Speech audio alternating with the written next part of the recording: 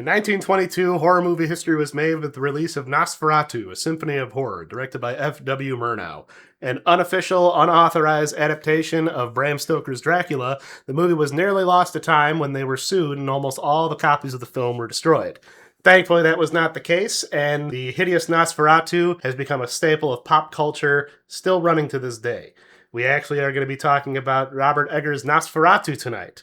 The most recent adaptation following, I believe, Werner Herzog's Klaus Kinski version. I believe that was in the 70s. But cutting to the chase, Eric, you've seen this, right? I have not seen this new Nosferatu. I've seen Shadow the Vampire with Willem Dafoe as Nosferatu, and they're making a movie based off of him, but they don't know he's the actual vampire Nosferatu. That was a classic. That was John Malkovich. John Malkovich played Murnau in that one. Okay. And Willem Dafoe was the vampire. Right. Again, Nosferatu, much like Dracula, has been played by so many actors. While I haven't watched every Dracula movie made, I feel like Nosferatu has kind of lucked out.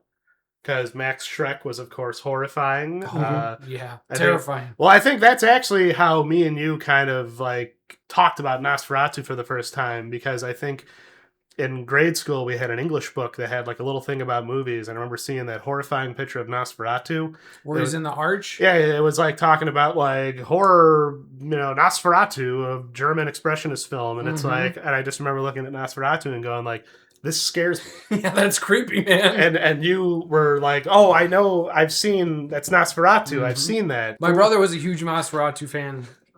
Your younger brother. My younger brother, yes. And I'm like, how do you know about Nosferatu? But it's a silent film that has awesome imagery out of the silent era. And I mean, I guess kind of linking it more to what we're talking about now, Robert Eggers has made his own version, and he's actually been on a bit of a tear as far as I understand. Nosferatu is my first Robert Eggers movie. I've always wanted to see The Lighthouse. I'm hoping we can get to that one day. I am really, really excited about this because I mean, Nosferatu is a vampire staple, so I'm excited. So I've seen the original Nosferatu, and I've seen this recent remake. I have not seen the Werner Herzog Klaus Kinski one. It's an interesting one. As someone who has not seen this new version, Eric, what are your expectations? What do you think you might be getting into with this one? Even though you already kind of know where the story is going. As far as the story is concerned, I would assume it follows the original very closely, but I'm expecting that the same imagery will be present in this new one. I would assume. I haven't seen much of the trailers, but I would assume that the imagery is still there based off of the silent movie. Are you familiar with any other Robert Eggers work? No, I'm not. Okay. So. He also did The Vitch. He did Lighthouse. He did The Northman. He's got a werewolf movie coming out. Yeah, with a lot of the same cast of this movie. I've heard a lot of good things about The Lighthouse, which is also Willem Dafoe and Robert Pattinson. I think Robert Eggers and Willem Dafoe are just buddies. Yeah. I think it's a Sam Raimi, Bruce Campbell kind of Sure. In The Northman, which is it's loosely based off of the story that Hamlet was based on. Oh, okay. And like The Lion King. Yes, The Lion King, exactly. The Willem Dafoe character in that movie is this Viking shaman. And, okay. That is exactly what you want him to be in that movie. We get that in Nosferatu, actually. We get some, everyone's casted perfectly in this movie. Now, there's a lot more stars in this movie than I know of. Well, that's what I was getting to. Sorry. I was going to say, that's what I was getting to with thinking, everyone's perfectly cast.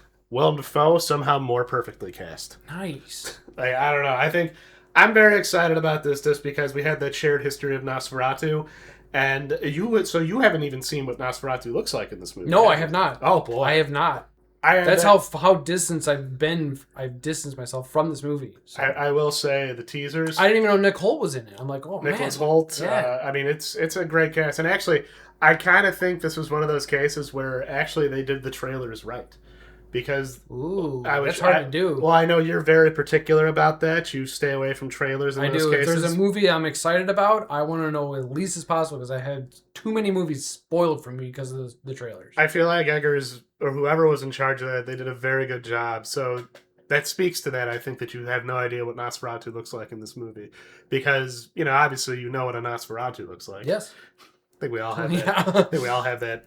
Either from SpongeBob or Are You Afraid of the Dark? Yeah, right. Both Nick properties that feature Yeah. Nosferatu. I think we all have that That's funny. face. And I'm very excited for you to see, because this is, I don't know, I'm just excited for this because I know you. We've been friends for a very long time. I know you're big on audio. Yeah. And I think this movie has one of the scariest soundscapes. Ooh. Like, just, I don't know. It's probably my favorite movie to have come out in the last 2 years. I think Sinners is the only thing that's come close. Sinners is so good. Ironically enough, also about vampires. Yeah, right. It's been a good time for vampires. Yeah, vampires. And I'm hoping Eggers ushers in a new era for werewolves. Well, with that, you guys want to jump right in? Yeah, let's do it.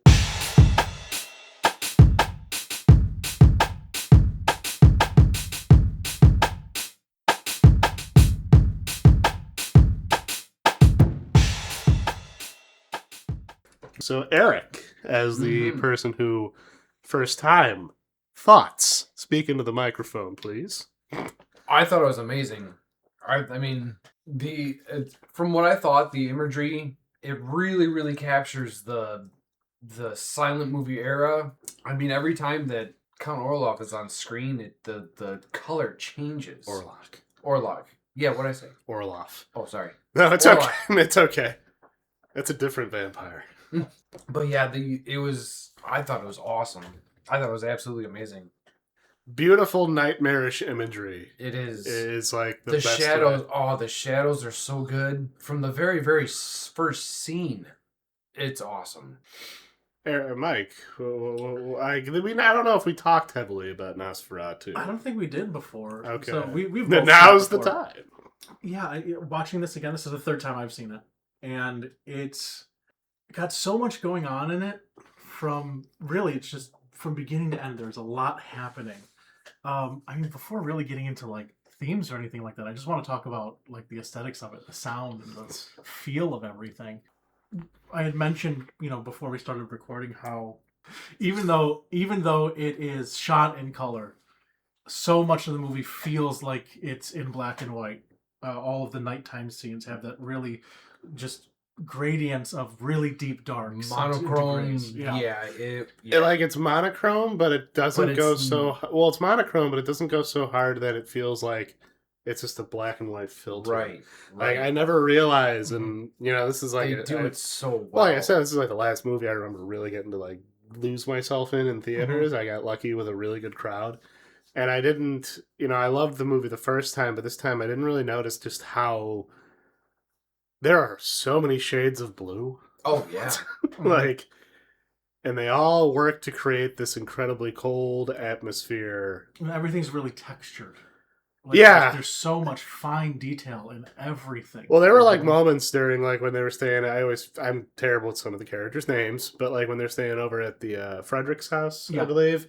And there's a scene where I believe his wife Anna is talking to she might be talking to the doctor, but there's this odd pillow or something in the background that for whatever reason it didn't take me out of the movie, but the pattern was so intricate and fascinating. I caught a lot of the fabrics have those kind of the dress was, I mean, that blue dress was, it's like very, very intricate. Yeah, I respect the movie digging so deep into just that era of fashion, because what time frame was that? Would they 1838. 1838. Germany. Wittenberg, right? Or no, Wittenberg's a made-up place. Wassenberg, I think they said. Okay. Yeah, I don't know. Like, I really appreciated the clothing choices this time. It did make me think, though, God, could you imagine it's 3 in the goddamn morning and you got to go outside instead of just like, what do you put on? What would you put on if you... A hoodie. Just a hoodie. Zip-up hoodie. Mike? Yeah, probably that. Right? You would throw on a jacket. Right. You wouldn't take the time to make sure you're wearing your finest jacket with a ruffled shirt underneath. Yeah. Top hat. A dapper top hat. Or just go the Count Orlok route and have your giant leopard print fur coat and just like that scene after the plague ship crashes. I'm thinking to myself like, God, could you imagine if this is like something like someone hits your car in the morning and you got to go outside and you have to fucking get dressed like that? just to go out. Just to go Just out. to go out in front of your house yeah. and just be mad. it's like I'm Just to stew about what's going on. just to be real steamed about something. But I'm wearing my top hat and my fancy leopard. I don't know. It takes you to that era. Everything feels very natural, despite the fact everything is obviously very weird. Right, it's obviously very stylized. All that too. Yeah. Like, just what did you? My question is, because my favorite sequence in that movie, and where I really lock in, because I know somebody asked me if did you ask me if I was okay during the movie? Oh yeah, I was locked in. That's what was happening. Yeah, there's also a big difference between this movie and the last ones that we watched. We were all just silently watching this movie the whole time. We weren't like...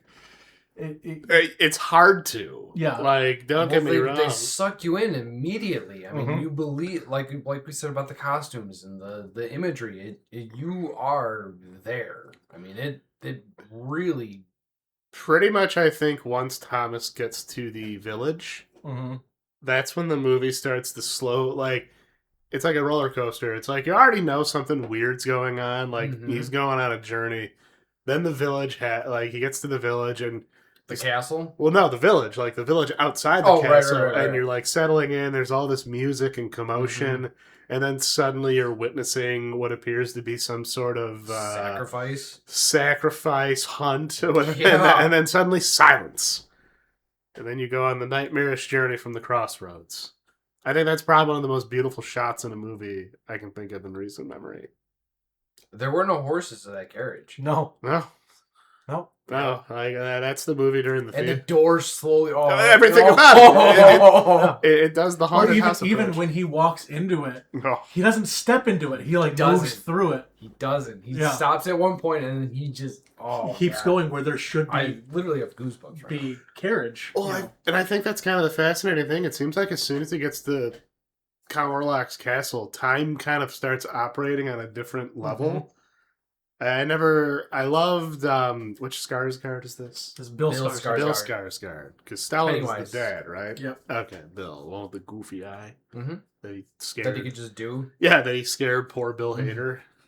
That's a great sequence of photos if you ever see it. I have seen it. Just hanging out with Pennywise. Poor Bill Hader. But just the way Nosferatu moves. It's very deliberate. They're going up the stone spiral staircase, and he's right in front of them, and then he's not there anymore. And it's so subtle how it's done. And when he pours him the drink, and he's just on the other side of the room. And just all of his movements are so eerily deliberate, but slow. Very it's almost eerie. It's walking the line. Bill Skarsgård's performance walks this terrifying line between being kind of funny. Like, when he's kind of like, my favorite line is, "Now are we neighbors?" Like, just the way he delivers, it's funny, but then I just have to realize, I think I just saw this guy, like, try to eat a guy. Oh, yeah. I'm downplaying what happened, but, So, getting into that castle, and you get that big fireplace, lit, and it goes into, like, again, looking at that, like a black and white movie, there's this sepia tone look to everything. It's a nightmare. And... that's also, there's like a jump scare early on where you see him. Yes. But this is the first time where you really get a good look at him. And I don't even think it's that. I think it's the time when he wakes up from his coffin is the first time that you actually... Sure, because you see... fully see his face. I mean, you see a you lot. Yeah, you see everything. Yeah. But that scene where they're going over the contracts. Actually, if I'm... remember, didn't you drew the close-up of his eyes? Because it terrified the shit out of me. Because that scene where he cuts himself, and the way it cuts over that scared the bejesus out of me in theaters. Like, I don't know, because I don't think you get a good look at him during the dinner scene, and it's almost frustrating. You get enough. You see his face, and you get the conversation. You get enough to where your brain can almost put together what you think he looks like, but not enough. Right. And just the way they his eyes almost have this almost like cartoonish quality. You don't see any of the rot. No. You can tell he's clearly like gray. He's a little ashy, whatever the term is. But the scene with his eyes just evokes the silent. Like, if this is how a silent movie would look with just that imagery of his eyes. Okay. No music, no sound, no dialogue, nothing. The terrifying cinematography of that dinner scene and just how much of a night, like I describe that movie feeling like you're in it. It's like you're in a Nightmare on Elm Street sequence, which I know sounds like a weird comparison, but just how uneasy and it just feels like a slow descent into madness. Well, I mean, that pulls, though, from how much the Nightmare on Elm Street movies Yeah, obviously. were pulling from that German expressionist imagery to begin with. Mm-hmm. Yeah, it's like it all comes full circle, but just, I don't know, I respect movies that can make me, like, replicate the feeling of being in a dream. What did you think about the creature design? I thought it was great. I mean, the mustache was a highlight, in my opinion. Okay. The mustache was a little bit of a controversy. No, I really. think it works. It's a good way to differentiate them. Because Nosferatu, you get that bald, sunken eyes, Yeah. the long fangs in the front, right. all those things that you think of. They got his hands perfect. Yeah. Ugh. I know it's Just I again, know. the way he moves. Like, everything about the way he moves, the way he talks, just slow and deliberate. Like he has to force his lungs to Yeah. fill with the air so that he can speak, because otherwise he wouldn't need to breathe. Right. Oh, just when the way he delivers dialogue is something really special, because kind of going back to the whole thing, it's a weird tightrope walk where that kind of performance could become laughable. Mm-hmm. Yeah. Pushing it a little too hard, but I would say he walks that tightrope very well, where it's almost like Nosferatu's kind of silly, but it's also like, No, this guy can't. It's like, this. I this don't guy's like that. I don't like just any of this. creepy to the core. Now Are We Neighbors is a fun idea up until you realize, like, oh no. Yeah. The What have I wor- done? The worst neighbors. No, I thought he looked great. I thought his overcoat. You don't see his feet. At I want that all. look. I want that look to come back. I mean, the costume's really awesome. The dusters and they're not dusters, but their overcoats, their top hats. It has this almost militaristic look to Yeah. it. Because being based on Vlad Tepes, there's this military conqueror that Dracula's based on, so it's evoking those ideas too. Right. And the walking canes of Willem Dafoe's. Yeah, they did a really awesome job. Well, it also does still kind of fill that role, and like it does look like what you would imagine when you think of old timey. It does.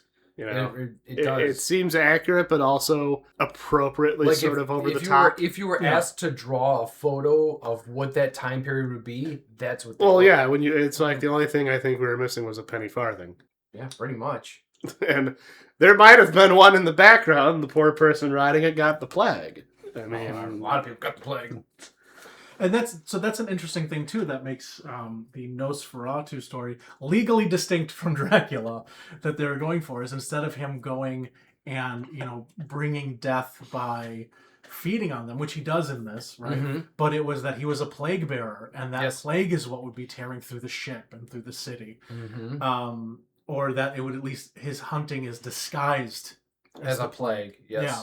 well, he's the personification of death, and I think the fact that this movie, because they do that in the original. I mean, it's been a while since I've watched the original, but it's a pretty faithful It is very adaptation. because I mean, the whole sequence of how he gets there is exactly the same. He gets there by ship. I mean, that's has to also be- has from to- Dracula.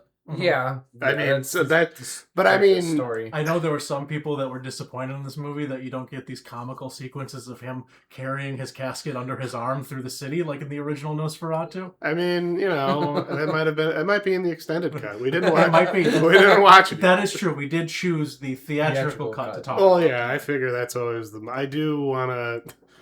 I just think it was really funny when the when the Blu-ray finally got announced. Everyone was wondering just how much extra Nosferatu. Will they get?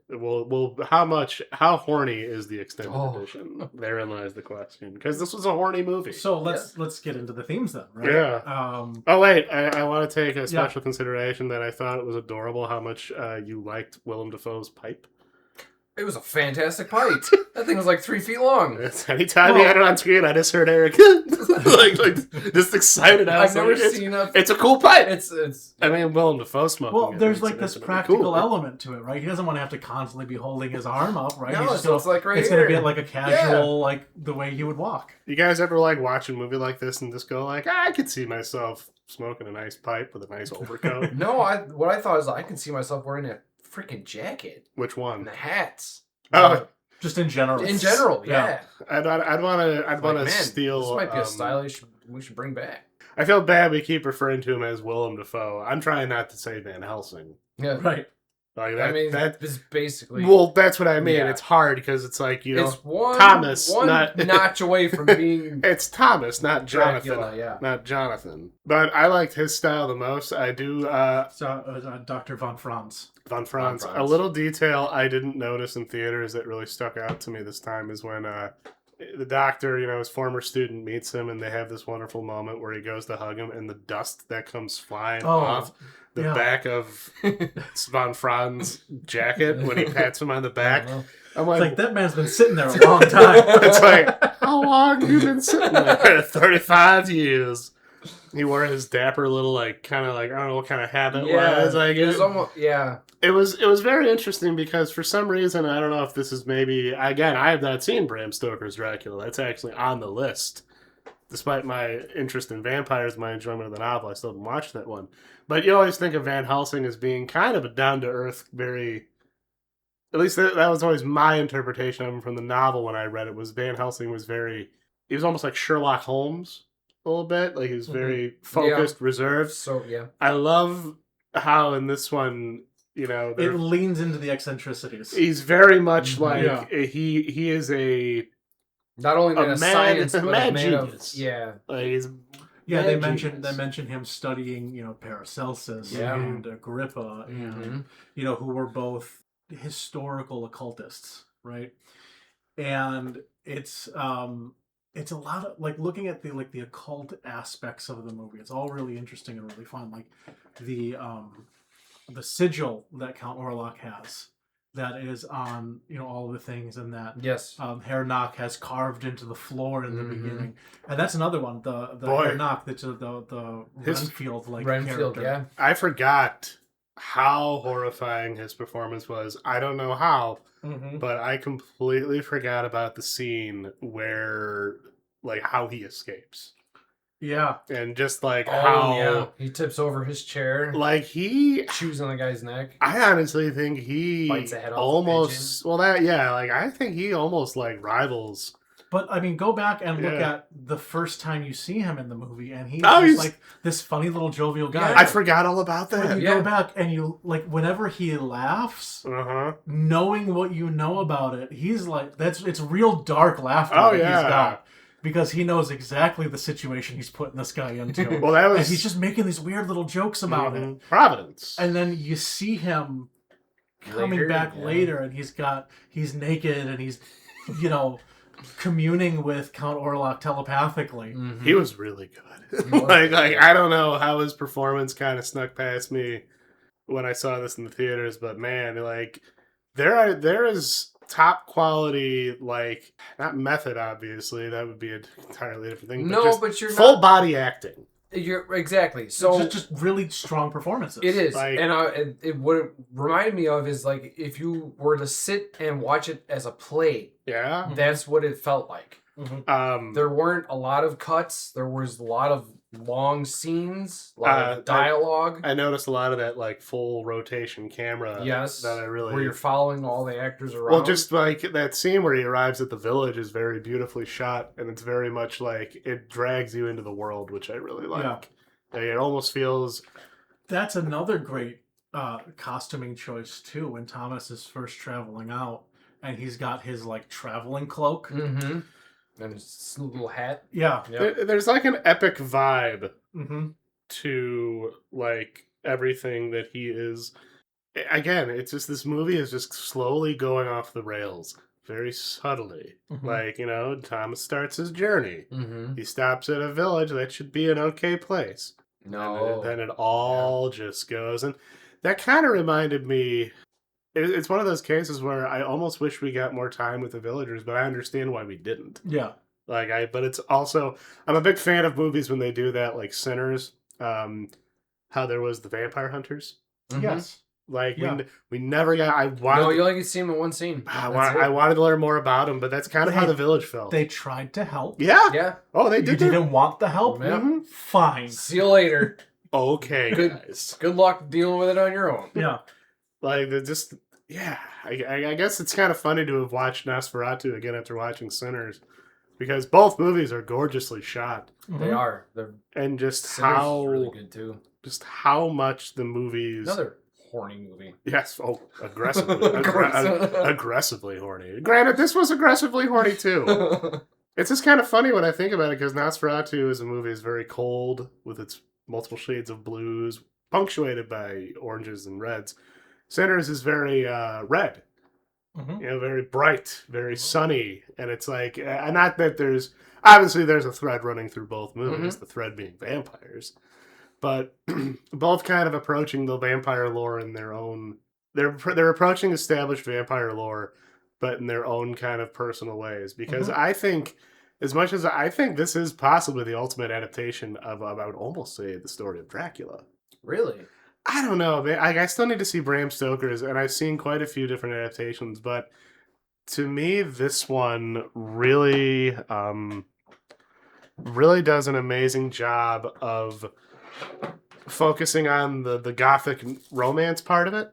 Okay. Like, that's always been a component, but something in particular about the way this portrays, because I'm sure we're going to get into the themes, and Mike, you are the far more astute one of us when it comes to theming and stuff like that, so I'm very interested in hearing your takes on things. It just, I don't know, it just portrays everything in such a precise way that I'm struggling to kind of articulate. So, I mean, yeah, I guess we can just move right on to the themes, because I know that's something you were particularly... Well, I mean, obviously it has a lot to do with sexuality. Yes, Um, clearly. But Attraction. Attractive women. what I get from it, though, is you have... Ellen was her name in this? Yes. Yeah. Yep.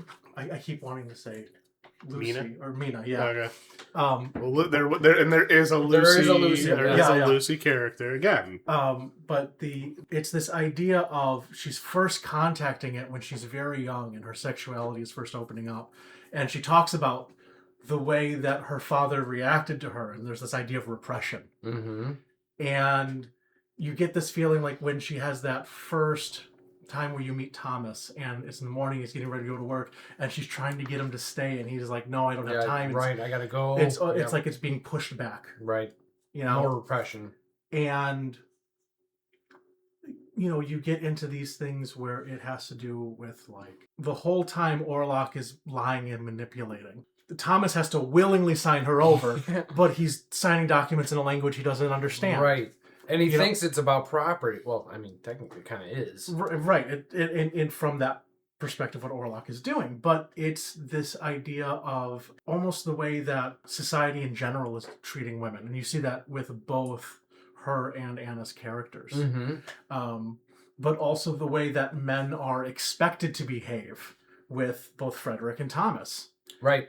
And you have Frederick, who is... The socialite. Yeah, but he's also constantly talking about how he's always desiring his wife. Right. And he's doing things to provide for her, and he can't help himself when he's around her. And he even, makes a joke about it, she's pregnant again. And, Right. They make jokes about him being like a rutting goat. Uh-huh. And... God, they did such a good job with their friendship. It was so hard to watch it, like, just fall apart. Disintegrate, yeah. It's always amazing to me when actors can play off each other to the point where you feel like, yeah, they're probably like really good friends. Mm-hmm. Like they probably like hang out like on the weekends. Yeah, and those little moments like that where you get interactions with people and it feels very strong, very believable. Then when you start putting pressure on it and you see how they react. So he is so devoted to his wife, but then you have Ellen. She represents this idea of someone who's taking their sexuality into their own hands, being the one that is more...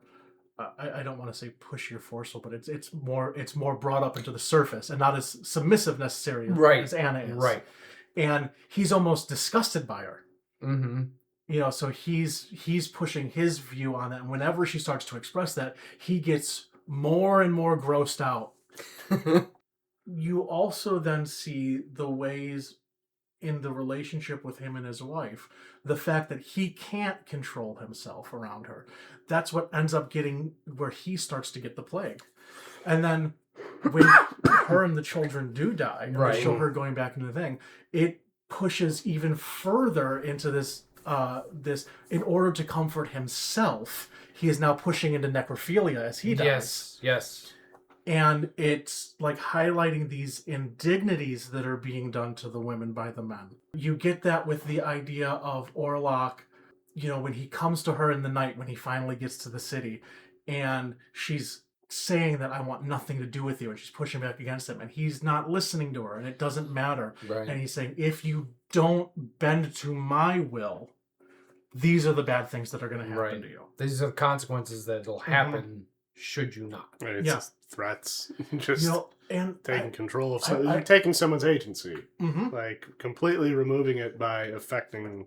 Right. Like, and that's kind of... But it's so he's so manipulative of how he does it, though. Well, and I think that's kind of the beauty, like, not the beauty in it per se, but I think that's kind of one of the things about like the strength of the storytelling. Well, like this Nosferatu in general is that it's kind of wild, because when you think of Dracula, what kind of imagery comes to your head? Do you think of like Bela Lugosi, or you think of like a dapper vampire? Dapper, right? I think I just because of how many times I've seen it, I think of Gary Oldman. Right. The young Gary Oldman. And right. Well, that's what I mean. You have like, and then Nosferatu is just hideous. Oh yeah.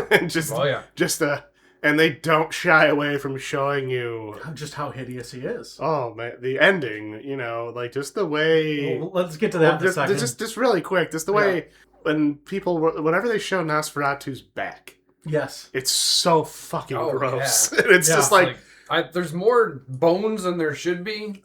It's just grotesque, and it's just crazy when you look at how because even I remember the Klaus Kinski one. I have to revisit it, but even on the cover of that one, they portray Nosferatu as kind of, I don't want to say suave, but he's not as ugly.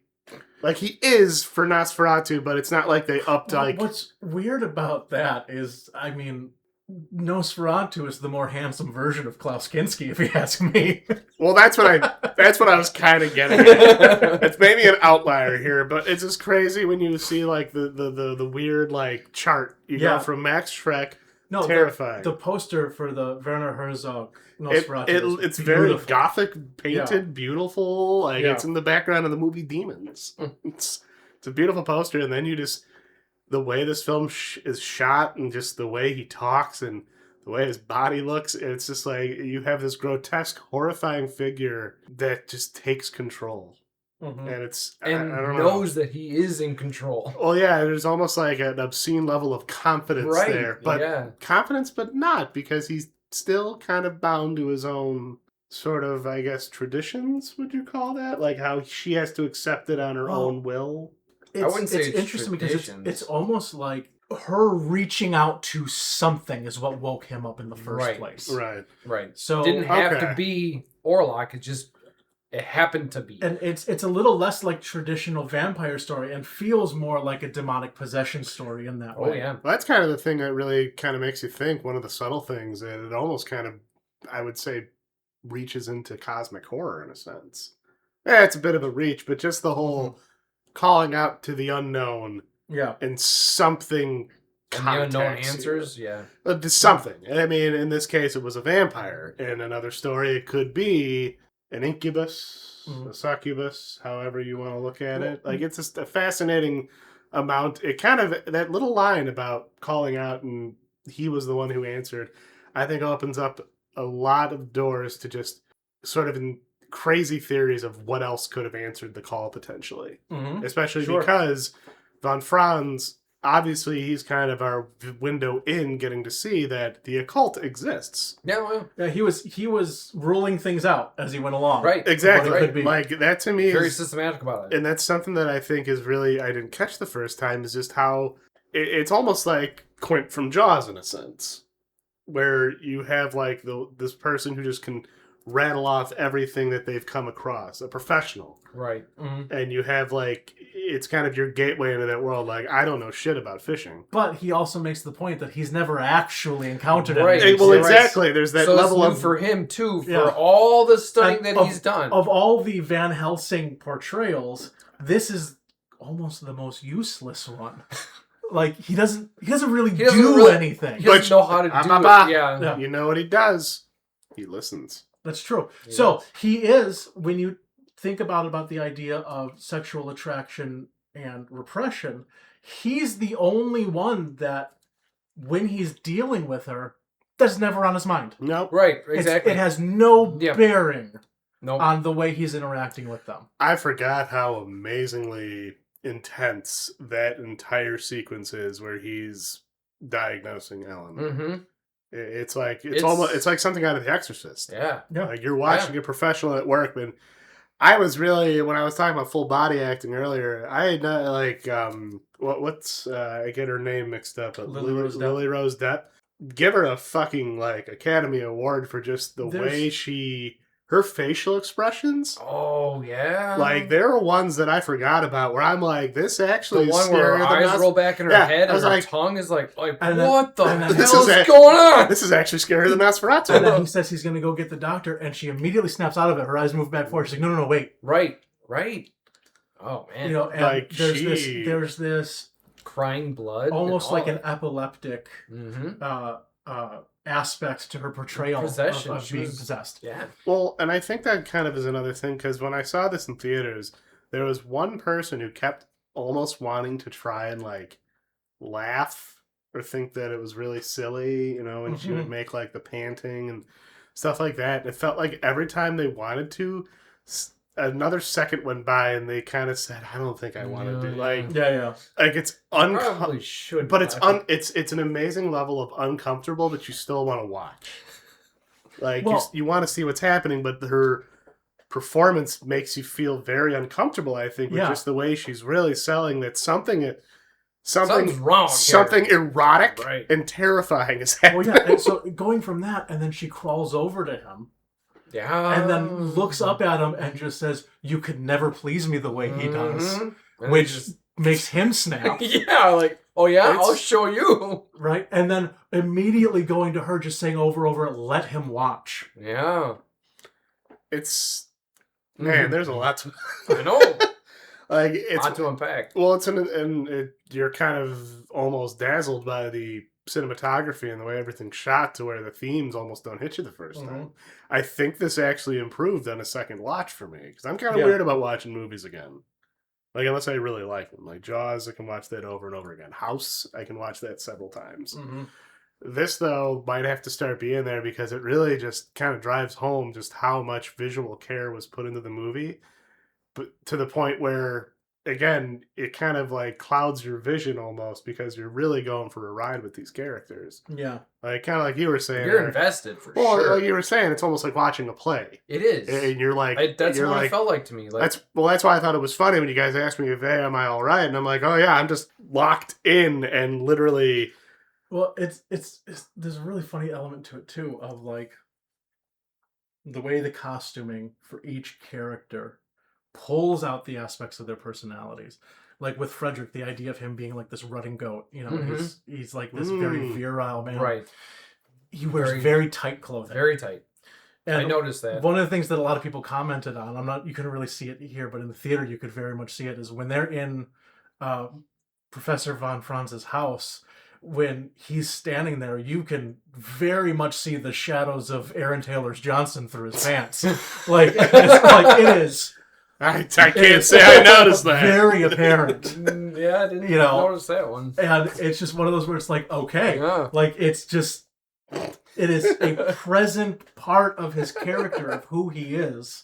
A more subtle way of hanging dong. Yes. An artsy way to hang dong. Yeah, I did not piece that together. I did not see that, but it's like, no, layers. Layers to the movie. And just... The way they did the shadows was awesome. Well, yeah, the carriage scene is like, to me, the moment of... His hand going over the town... Oh, man. It was kind of funny, though, because the one where he goes to open the lock There was just a little bit of me that almost kind of started laughing because it almost kind of made me think of something out of like Ghostbusters, maybe. Just Yeah. it looked a little cartoony, and it was not in a bad way, And that was like an otherworldly it was the part way. in the movie. It's towards the end, Yeah. right? And it's that famous scene from Nosferatu where you get like his hands out in front of him and he's kind of creeping along. Yeah. And then See, doing many a that. shirt. But in this, where you just see the shadows moving through the house and the shadow interacting with the house and using it to open the doors and things like that. Well, that's something I really respect about Robert Eggers with doing this movie is that, you know, he was able to find, not that it's like hard, I would imagine, to find other ways to present that scene, but he was able to kind of take those famous visuals of the original movie, like Nosferatu standing in the hallway. Yep. You know, in the original movie, it's a very creepy, slow, kind of drawn out scene where He doesn't move much. Well, at he all. walks He in. just- And this time, you know, Thomas opens up the door and he's standing out there with a wolf. Yeah, he's got dogs next to him. Just standing there menacingly. Oh. But it's not just that. It's you see his shadow again Mhm. from the outside, forcing him to turn around, like hypnotizing him and open it, and then you see he's on the other side of the door. Yeah, they did that great. The idea that his physical body doesn't matter. He is everywhere. Right. Wasn't that what they say? Watch out for his shadow. Yeah. Well, and then you get that scene where he's feeding off of Thomas. You know, and It's the- almost sexual. It- the way he not does almost. it. It's It not. is It's very very sexual. It is very aggressively because sexual. it's not just that he's feeding off of his chest, but then it widens out and you just see Orlok is completely naked, and like it shows him voraciously pumping the blood out of his body as Yeah. Thomas is unconscious. Oh, And it goes for like several beats. Yeah. something again, thanks to the sound system. I never realized how subtle the heartbeat that runs through so many scenes are. Yeah. Like it's like I didn't notice a heartbeat. it's if you watch it again, there's through a lot of scenes, it's very quiet. But that's awesome. And it's just like it like almost sets a weird tempo for the Mhm. scene, and it kind of keeps you invested. Because jumping back to really quick, you were talking about, you know, obviously he was right on top of him. Yeah. That was another one of those scenes in the theater where it felt like Somebody wanted to laugh. Somebody wanted to laugh, but I Yeah. think just when you really take in the visual of grody old Count Orlok, you know, having his way, it just kind of disgusts you to where it's like, I don't want to laugh about this. I should. It's like it's so abruptly grotesque.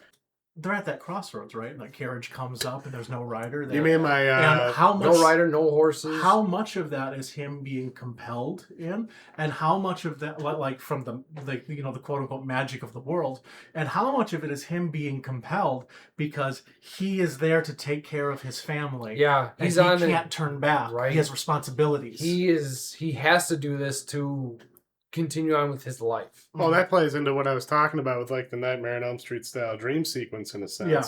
where it does it so subtly, in my opinion, that there is a point where you're not even sure if this is a dream or real, and I think that's massively cool for a movie to do that, especially with the dining scene. And there are a lot of things of like something happening and then people waking up in a start, but it also being very clear that no, it did also really happen. Right. Yeah. Well, that's it is Count you're Orlok. just just really unconscious when you're and when a it happened. That's yeah. Count Orlok's castle experience. Is Yeah. you're constantly drifting in and out of consciousness and wondering, Did this happen? yes, did, this not happen? did I let this happen to me, or did Do this we just- know when the movie started, what time of the year the movie started? Because it ends towards Christmas. They bring that up. But how long was he missing for? I don't think I it thought it was. said a few years. Was it a few years? I thought it was been like months. I thought it was weeks.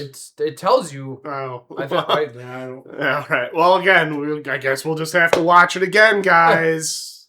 Because you have to imagine going from Germany through the Carpathian Alps on It'd be- horseback is going to take a while. They said it took him 6 weeks to get Yeah, there. that's okay. where. Okay, that must be where I got weeks from. Speaking of which, God, what a shit job that must be. 6 weeks on a horseback.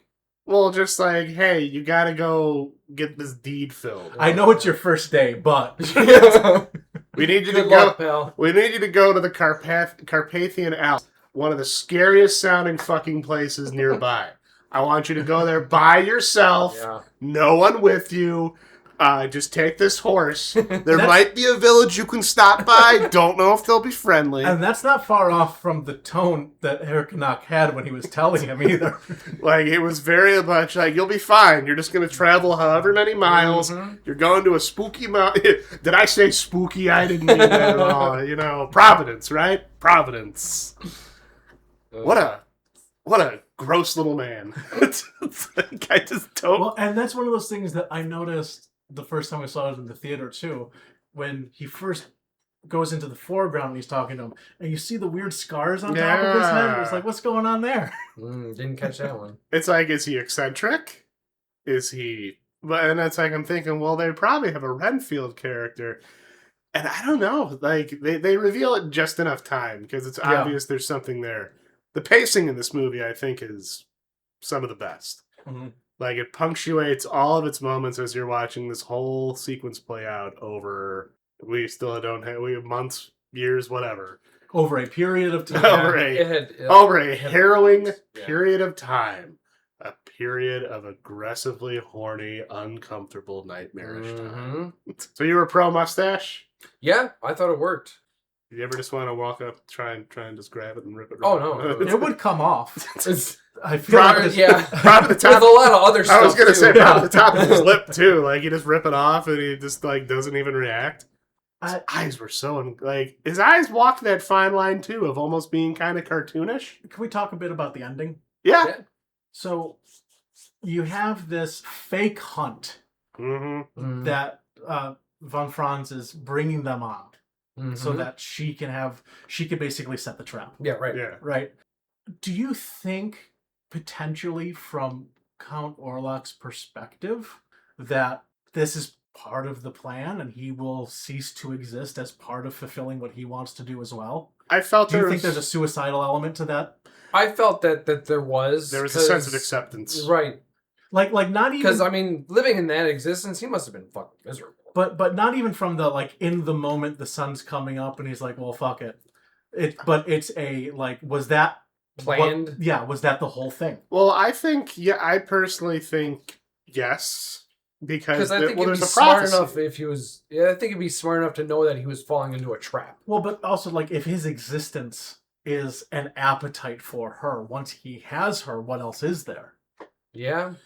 He achieved his goal, and that's it. Well, that's kind of... I felt there was very much a fate element. Kind of like how clearly with the documentation that Von Franz had, this is something that had occurred. There were legends already about it, and they obviously all couldn't have been by Nosferatu if it's implying that, you know, first cock crow. It's another thing that I think someone in our theater wanted to laugh at, but with the way Willem Dafoe delivers it, it's really fucking hard to, because he's so earnest. But I think there was a fate element where Nosferatu, that might just be part of the life cycle of those of Nosferatu. Like, taking into me formulating the idea that clearly there had to have been other instances of vampiric. Yeah. Because especially when you look at the villagers. Well, and he says there's all these books and stories, and there's a lot of differences through all of them. Every culture is a little bit different, but they all have this one idea about having to be back, you know, in their grave by buried dawn. In where they were. their own dirt. Yeah. When you get to that ending and he's feeding off of her and, you know, they're sleeping together, right? And you really get that full, let's explore what his body is like now. Oh, yeah. The way her hand contoured to that weird third spine or whatever he has made me so uncomfortable. And then as the sun starts to come up, it was a really unique depiction of a vampire in sunlight, too. Yeah. In the original Nosferatu, he just fades away, right? Yes. But you'll see things like in Interview with the Vampire turning to stone, or they burst into flames, or there's different ways. Whatever. Yeah. And this one, it's like he shrivels and releases all of his fluids, and it's a really messy. Yeah. It liquefies his organ. Yeah, and you get that, you know, Willem Dafoe, Von Franz, he comes in, you know, they find her when it's just too late, right? What he does is he walks around, he kind of, you know, says his piece, and he picks up the cat. The cat that he had mentioned, they were talking before, and she was saying how like, they both really like it, and how it has no mistress or master, right? It is its own thing. Her name was Greta. Greta, and him Greta the cat. picking Greta up, talking about this idea of like it ending, Right? And that last shot of him looking out the window while petting the cat, and in the mirror, and you get the mirror. What a beautiful shot! Too, of like you see his face. And then you get that final shot, that top-down one, right, of the two where bodies. You see everything, and you see his legs. Yeah. Oh God. And my question, like, do you think his legs were like that the whole time? I don't. I think or that was was just because of the I think that was shriveling? the result of everything happening. Because do we get a good shot of his legs? We have to because we see him hang dong earlier. I mean, but you they're had to have very, seen his legs very then. thin. But you're not looking at the legs. No, then. you're not. Yeah. You're just looking at You legs get those, were like that. Yeah, those shriveled, mummified legs. They're and, almost like you see just his bone. like his butt and his hips are like twig legs, overcooked turkey. Smoke them legs. It's just there's nothing there. So this it's is not even flesh. It's gross as shit, man. Yeah. Well, yeah, you can only imagine the smell in there. Oh man. Something about the transition from the Willem Dafoe standing, the beautiful ending shot, is that it. I think it almost is like, I guess he had also placed the flowers on them. Well, and I think the same. Remember at the beginning when she was like, "How could you have killed these flowers?" Right. Yeah. I think the way I interpret that scene though is that like the whole end of the movie with the sun rising, that's like the brightest that movie gets. Yes. And I almost look at it as like a metaphor for waking up from the nightmare. Sure. But then it does that hard cut, and it's almost like this is the harsh reality you've kind of woken up to. Like, yes, the nightmare of the Nosferatu is over. But also, this is the result of it. It also makes me think of like, if this was in a storybook, like just this beautiful illustration of being, at the end, like it had a very illustrated look to it. It was very much like where a movie would traditionally end. Mm-hmm. Like you could theoretically have ended the movie with that shot, but then you have that last lingering shot of the two of them, and it reminds you this came at a cost. Yeah, it's not a romance. Oh no. And it's not a happy ending, but it's still playing with the visual language of romances and happy endings. I mean, the plague is still there. Yeah. Question, actually, since we're talking about the ending. When they went on the fake hunt with Thomas, do you think when they opened the coffin and the guy was in there, do you think Willem Dafoe, do you think Von Franz didn't expect that? And when he saw that, he's like, oh, good, we'll take care of two things at once. That's it's like, he not... I mean, talk about providence. Like, do you think he knew that's where his little... Probably not. No, I don't think he knew. Like, it just happened, just a good coincidence that it happened. And then he thought... I think him going on about how much we need to find that guy, it was just all of the, I need to distract these guys for another 4 hours. Right. Maybe he was truly divine. Maybe he was tempting fate. He also may have just assumed that Orlok would have eaten him by now. Orlok was about ready to be done with him. Yeah. He slapped the shit out of him. Mm-hmm. I mean, he was talking out of turn. Just saying, Nosferatu commands authority. Yeah. With a mustache like that. You also get that great, Willem Dafoe has a very unique ability to look very unstable. Oh, I think that's his whole career. And like he can just turn on this wild face. That's just his face. Far from just being insane. You get such a good version of that when they're in there with all the rats, and they realize that he was lying to them, and he's like, "It has to be her." And like, you just get that he gets that crazy grin on his face that he gets. That was the when they were announcing the movie. That was like the first image. Willem Dafoe casted in Nosferatu, and they showed that picture. And I just remember immediately seeing it and going like, "I'm in." Mm-hmm. You son of a bitch. Which is also, again, you brought it up earlier, in Shadow of the Vampire, he played the actual vampire that was posing as Max Schreck when they were filming the original silent film. And it's really interesting to see him, 25 years apart between those two movies? Something like that? Not between this current one and that one? Yeah. I thought it was older than that. I thought it was a 90s movie. Like late 25 years ago. 26 years ago was 2000. I can't count. Yeah, probably about that. But I want to say it was maybe 2001, 2002 was when that movie came out. I could be wrong though. I don't know. Yeah, I'm not sure what that one actually came out. But it's interesting to see that those two performances out of him and playing the different sides of that. Mm-hmm. I can't wait to see what Eggers does with his werewolf movie. What other things has he done? The Northman, The Vitch. He does a lot of these movies. Now, I haven't seen any of his other films yet, Yeah. but I know Shauna really liked The Vitch, which was, I don't want to say controversial, but it's a very divisive movie because it's a slow burn movie. It's a very slow burn movie, but I would also consider this one. It takes place in the punctuated. 1600s in New England, Okay. and it's this family of Puritans Okay. that get excommunicated from the village because they're too much with the religious stuff. Okay. Right? Okay. Yeah. Interesting. So they go off and they build a house and they build like their little homestead and they're living on their own. And it's just dealing with, whether or not there may or may not be a witch living in the woods. Mm. I don't want to go more into Yeah, it than that. because I'd like to watch it. Shauna really enjoyed it. The language in that movie is period correct. Okay. So 1600s English. 1600s like American like Puritan English. Well, that It's seems- very Different. it's very different, Yeah. and you have to really pay attention to what's going on in that. It seems like Eggers' thing is going very deep into Historical accuracies. like historical accuracy, but not to the point of taking away from the entertainment aspect. Well, of like it. like the house in that movie, they went out and they built it, and then they left it alone for months, so that Oh, it would like start moss decaying would all grow that. on it and things Yeah. like that, and it felt more lived in. Sure. Did they get Joe Pera to help build the house? One would hope. Well, I just know he showed up on this thing where he was building old timey furniture, and I was like, Yeah, season 3 of Joe Pera Talks to You has a thing where he builds a chair. "Oh, I watched it on the Yeah. actual YouTube Yeah. channel. I just thought that was like, wow. I don't know. The historical accuracy really impresses me. That's why I really want to watch The Northman. Mm-hmm. That's supposed to be a kind of almost as more action. Not action, but it's a little because it's centered around Vikings. There are definitely big action set pieces. in that like movie. compared to. But that's another one where what's really fascinating about that movie is, again, they did period correct speaking, Sure.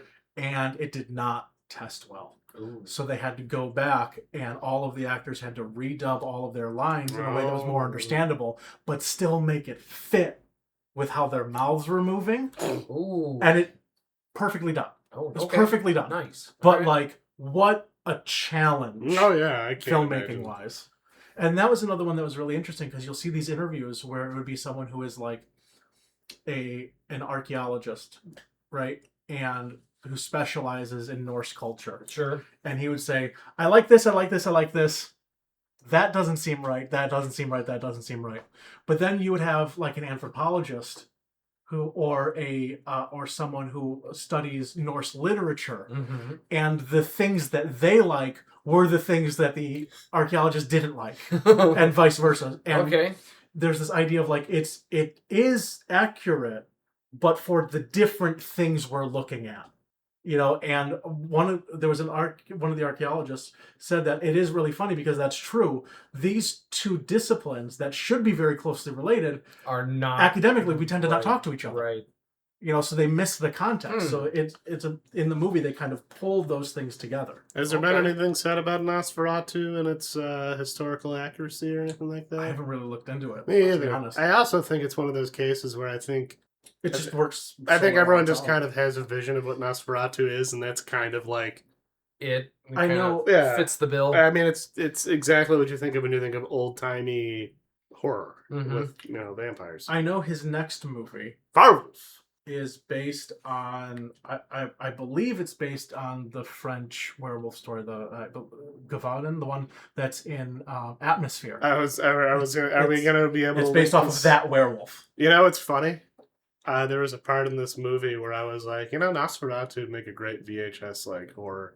Yeah. If this was the 90s, there would totally have been a Nosferatu VHS board game Mm-hmm. where they would get like maybe Bill Skarsgård would do it if they I mean, had him, or they'd get a do- knockoff. I mean, who are you fooling? If this was the 90s, there'd be a Saturday morning cartoon. There were all sorts of hard R movies that Oh, had yeah. weird cartoons for them.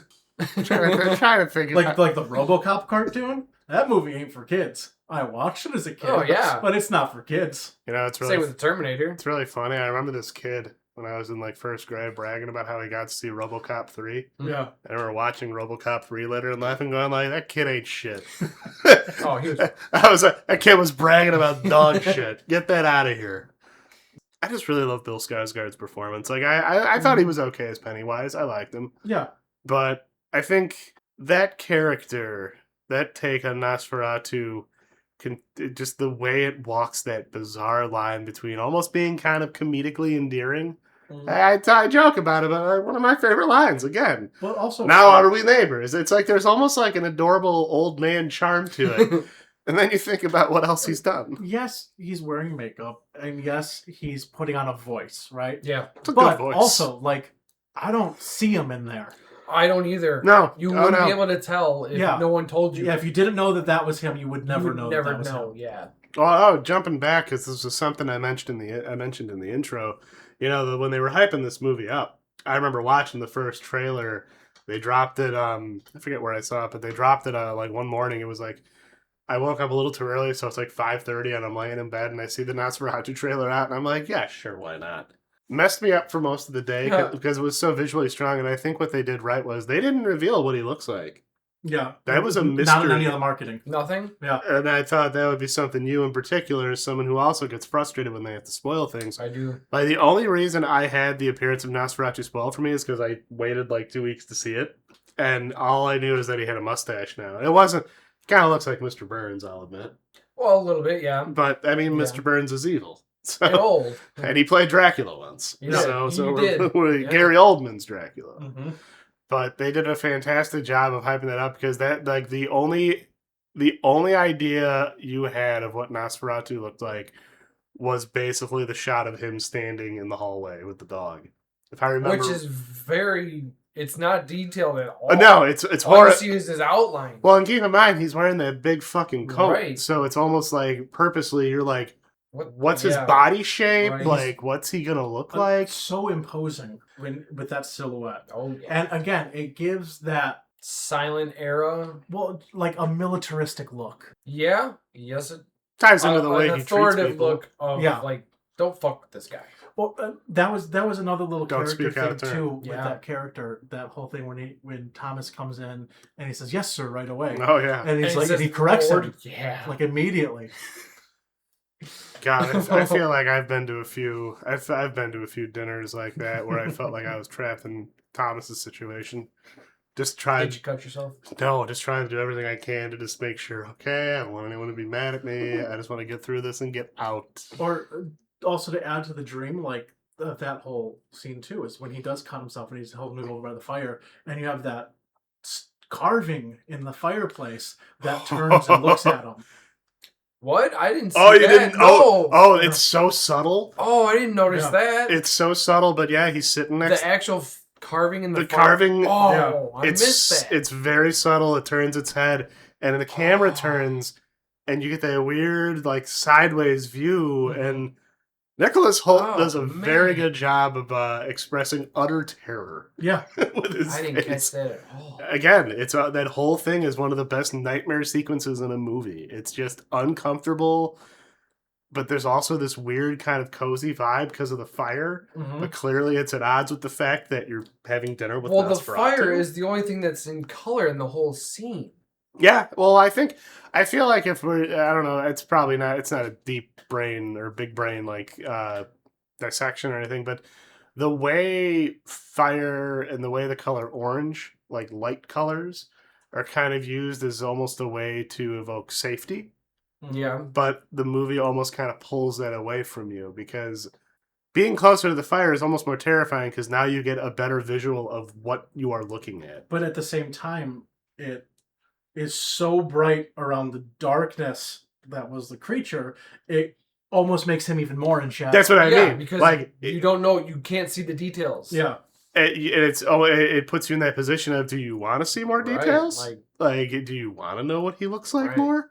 Just peak levels of cinematography, I think. Just in all the weird way like camera movements. But there's a lot of Mhm. moments where it doesn't cut. Now The there's a camera, lot of like, movements. rotates. Now what threw me was when she was walking down the hallway and it pans, you see the stairs and like, oh, what is gonna go on here? And pans back and it's just you'd think something would happen, but she's just behind her. But it's also like it's because he's everywhere. I know. You don't have to see him; he's there. I know. I was expecting to, and it's like I was surprised that nothing really happened. I did think that scene was a little silly in retrospect. How Anna's looking up the stairs and it's like, why the fuck did Ellen do that to her? I mean, say something. Yeah. Let me know you're there. Don't. She's probably under control. A real cool camera Don't movement. do that. That was like you were saying is like it doesn't cut. The camera just pivots out of the way. Yeah. Is the one where he's in her bedroom and when he's like physically there with her that first time, mm-hmm. and he's looking like directly through the camera at her. And he's walking towards it, and then it slightly pivots out of the way, and she is standing where the camera would have been. Yep, I noticed that too. Like, oh, this is good. They did a really cool transition at one point. I can't recall exactly what it was. Again, I think this might have to be another rewatch for me. But it was like walking with, I want to say, Nosferatu from behind. You're like watching him from behind, and then it transitions from the shadow to Ellen. Or it might have been vice versa. I'm trying to remember, but there's so many things. There's a lot of little, it's hard to pin down. Well, and again, like you mentioned before, when he was walking up to the carriage and he stops walking and just moves. Yeah, like he just towards floats, the carriage, and his legs would be going through wood at that point. Right. Yeah. The staircase sequence was something I didn't catch really the first time that I really picked up where on. He's there and then now he's here. Well, he takes a couple of steps ahead and then all of a sudden he's just gone. The movie does a great job of keeping you off balance. And it makes it really difficult to get a map in your head of what's going on. Oh yeah, spatial awareness goes entirely out the window. Yeah. I just love how much it makes it feel like a nightmare. Just the way things it's the German expression. We're having nightmares. Well, it's the German expressionistic approach of the exaggerated shapes and.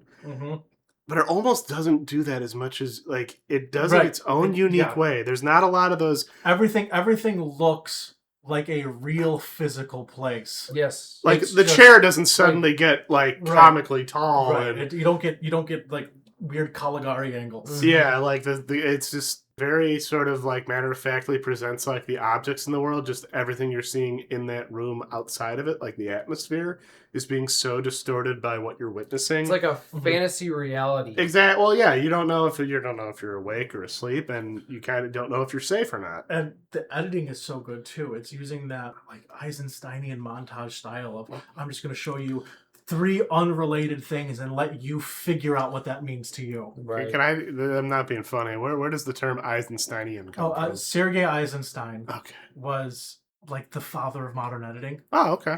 This is Soviet filmmaker. Okay, well, you said Eisensteinium? Eisensteinian. Okay, I thought you were referencing some sort of mineral. Oh, sorry. I genuinely, I was like, hold on, what? It's interesting sounding. It's like unobtainium. A story of one of his early films was it would show you a man, just his face, and then it would cut to, I believe it was a little kid playing, and then it would cut back to him, and then it would cut to someone eating soup, and it would cut back to the man, and then it would cut back to a woman crying over a casket, then cut back to him. Mm-hmm. And people in reviews were talking about how good of an actor the man was, how happily he looked at the child playing, and how hungrily he looked at the food, and how sad he was to see the woman. But it was always the exact same shot of the face.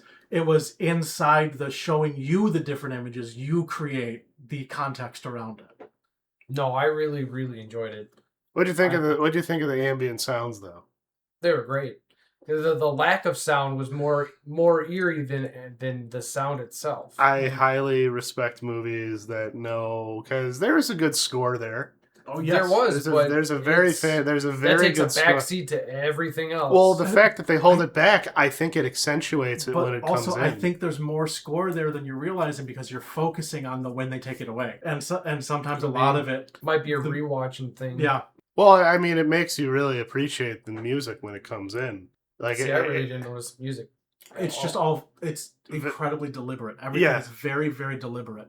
I don't know. The soundscape in this movie is something very special to me, and that's why I really speak about the crossroads scene, because just the visual of the cold forest, the heavy shadows, The blues. the way the carriage comes into sight. Mm-hmm. It's It's coming at you, and then the next shot, it's sideways.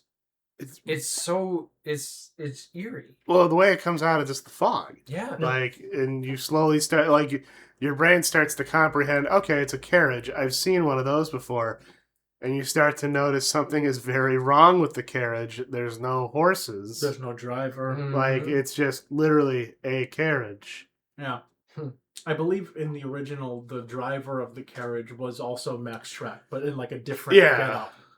Like implying that it was Orlok the whole time. It was always Orlok. I think it's just cool to see that, like, I love the fact that Nosferatu has kind of just thrived on. It was really interesting looking into the history and, considering we almost lost the original film because of legal reasons. Because, the Stoker estate sued. Right. And because of that, the film was ordered to be destroyed, but copies of the movie survived. And it kind of makes me wonder, like, what would vampire lore be like nowadays if Nosferatu had not existed? Like, Dracula was the big game in town, obviously. Mm-hmm. Still is. Dracula is where most people, like, Nosferatu is not beating Dracula. Like, not like... But in terms of Dracula in a visual medium, what would it have looked like had Nosferatu not already existed for them to play off of? Well, what would it have looked like if they actually got the rights to Dracula? Right. You wouldn't have had to change things like the plague bearing. Right. Or like, the names. Would their interpretation of what Dracula looks like would Max Schreck have been? Probably. And the reason that I think that is because it's just still so rooted in German Expressionism and them expressing what was going on in their country in their time. So you think Nosferatu, even if they got the rights to Dracula, would still look exactly like Nosferatu? I would say it probably wouldn't be too different. Would they have given him a mustache? Maybe. This is the first Dracula to be book accurate in that it has a mustache. I was going to say, because, and the old Dracula has a mustache. Really? I didn't know. Yeah. Doesn't he have silver hair in the book? Yes, though? he does. Because there's a really good painted cover. Because I actually own a few copies of Dracula. Because it's one of the few novels I really enjoyed reading in high school. And the one that I got it for Christmas, and it had a very blue. He almost looked a little like Nightcrawler, but he had a big burly mustache, almost like a Larry Zonka mustache. Oh wow! Like real bushy, real powerful mustache. Like this is a guy who is built. He can lift a coffin over his head. He would probably have hosted Romanian gladiators. Okay. Does that sound appropriate? Okay, I would say Romania. Yeah. Because I'll admit, I'm trying not to think of Castlevania. Transylvania. Transylvania's in Romania. Yeah. I don't understand geography. I think it's funny that people just are so used. Well, when you think about it, people are so used to Bela Lugosi that they can't. When you see these sort of like unique takes on established designs, it kind of creates a divide. What I haven't seen. Actually, I've never seen the Bela Lugosi Dracula. It's pretty good. But I really want to see the Spanish language one that was made at the same time because they used the same sets. Yep. But it was a different script. It was different everything. So it was just a completely different movie. Some people argue it's the better take of the story. I don't know I forget who the actors. I actually own it. If we ever want to watch it, because I did buy like this Universal Coffin DVD collection because I had to have it. It actually has Dracula in Espanol. Mm-hmm. And I hear the Renfield performance in that one in particular is very good.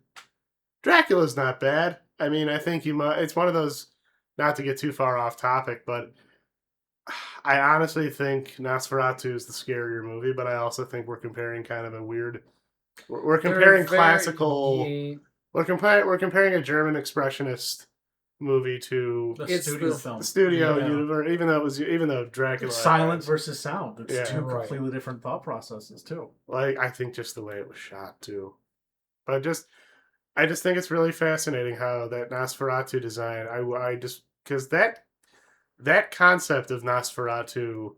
How many times have we said Nosferatu? You think a lot, but it's funny how that take on the vampire has almost kind of birthed its own. Because when you think of more beastly vampires in video games, movies, How about Blade 2? Well, exactly. Like when you think of vampires at their most primal, Mm-hmm. where they're not civilized. They're in beast mode. They're in there kinda. like it's always going to be something that looks like Nosferatu. Mhm. Like it's just an interesting sort of thing when you look at this film. How then you could say that this Nosferatu is the beast, Right. and you could almost look at the fact that it's not quite human. He's this representative of like primal urges. And it feels like he's kind of representative of being in between those. Mm-hmm. Because it does beg the question, like, was Nosferatu always old? Yeah, did he have a life before? Like, yeah, was he Vlad Tepes? Or... I mean, I would assume... So... Because you don't really I definitely know get about more... When are we getting the prequel? Like, there's definitely, like, strong, like, occulty vibes to Yeah. it. Like, the idea of, like, maybe... this is just me just kind of brainstorm based on what I'm seeing in it, but, like, the idea of, like, there wasn't, like, another vampire that bit him, but more just, like, his continual push for power eventually led to this version of him. Sure. Whatever, little hooks were still there while it was laying dormant, she kind of accidentally tapped into him. Yeah. Do you think Nosferatu got lonely in his castle? Yeah, I'd say so. I mean, he centered the entirety of his existence about trying to get to this lady far away. I'm sure But he was kind of lonely. But do you think he had like a friend who would come over? No. Oh. No, you don't think? No, I think he's probably a really bad host.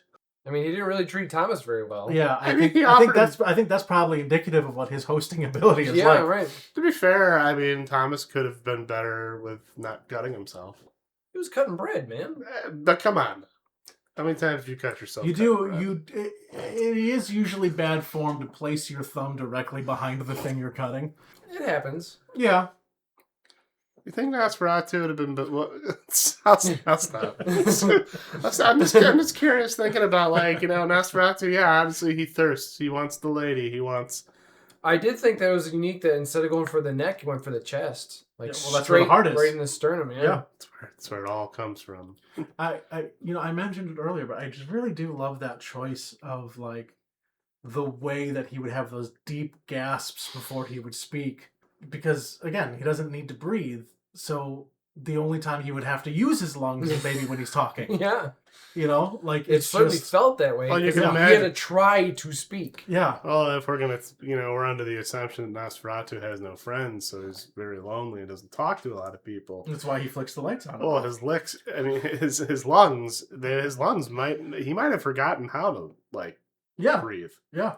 As in, and talking to people, it's kind of like he has to dust it off. It's like Willem Dafoe's jacket when he gave him the hug. There we go. We're tying it all together here. Just a fascinating film. I think I might have said it came out in 25, but I think that's just the year I saw it. It was 24, right? Because it was Christmas. 24. Yeah. Yep. The more sexual nature of it at a lot of times seemed like in the crowd I was in, half the people were pretty normal about it. They were like, "Oh yeah, no, this is a horny it's a horny vampire movie. There's gonna be some horniness." And then a few other people in the theater seemed like they were taken aback that a movie was showing this level of just well, because aggressive dong. But I wouldn't say it's not just that. It's just that it's one scene. It's pretty aggressive. When the sexuality would ramp up, it would get to the point that you would think it's going to go, and then it would go a step farther, and then a step farther again. So you would get the reactions out of people.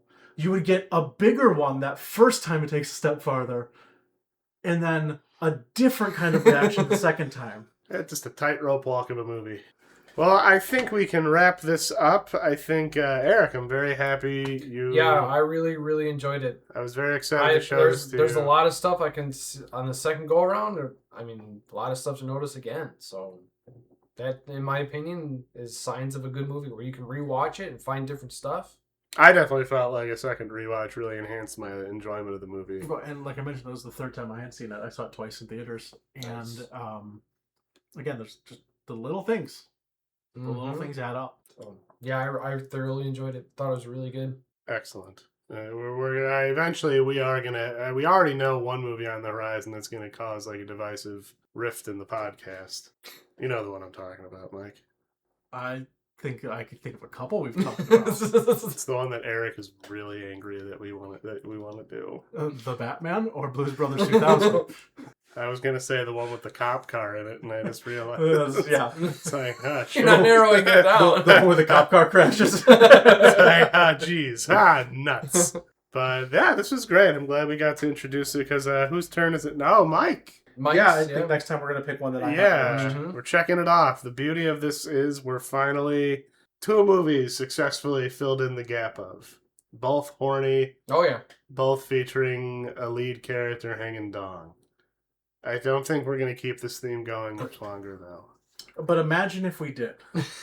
Well, thank you all for joining us for the second episode of You've Seen This, Right? Eric can now proudly say he has seen Nosferatu. All right. So join us next time with something else we will dig from the archives of. But anyway, I've been Andy. It's Mike. And Eric. And thank you all for checking it out. We hope to see you again for You've Seen This, Right?